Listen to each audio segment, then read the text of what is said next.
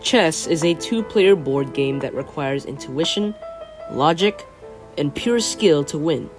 Each piece is relevant, and I will tell you how to move each piece. The goal of the game is to checkmate your opponent's king, in which you attack the king to the point where the king can't go anywhere else to escape your attack. I will tell you how each piece moves, in order of how useful each piece is. The pawn is the weakest piece out of all of the pieces, but it has the most potential. The pawn is worth 1 point of material. A pawn can move forward twice on its first move and can only move forward. It captures pieces diagonally and can also do a move called en passant, wherein if the opponent's pawn moves twice on its first move and is adjacent to your pawn, you can capture the pawn as shown on screen.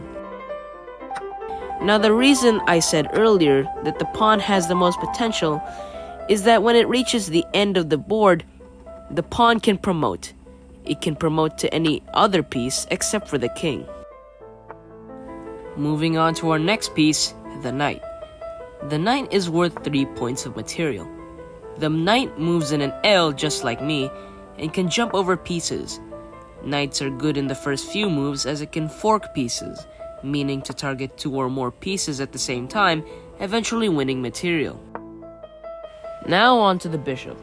The bishop is worth 3 points of material. This piece can move diagonally in any direction and is primarily good in the endgame, wherein the bishop can block the amount of squares the opponent's king can move in. Next, we have the rook. You might know this piece from a certain chess player out there. Position black sacrificed. The rook! The rook is worth 5 points of material. The rook can move vertically and horizontally in any direction. It's a good piece for potentially delivering checkmate. Now we have the most powerful piece, the queen. The queen is worth 9 points of material.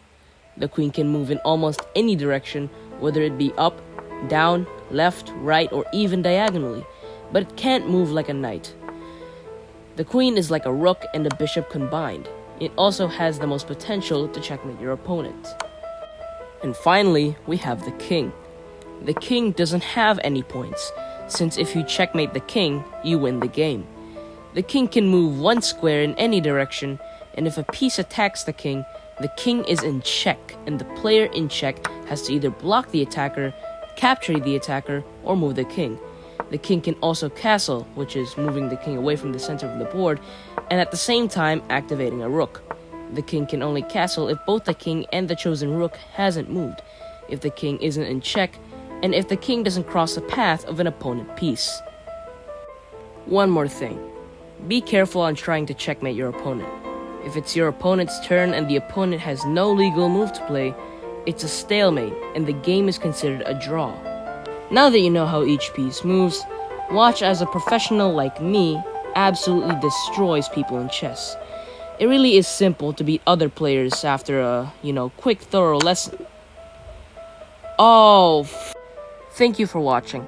I hope you enjoyed watching this video. If you want to see more videos like this, please subscribe.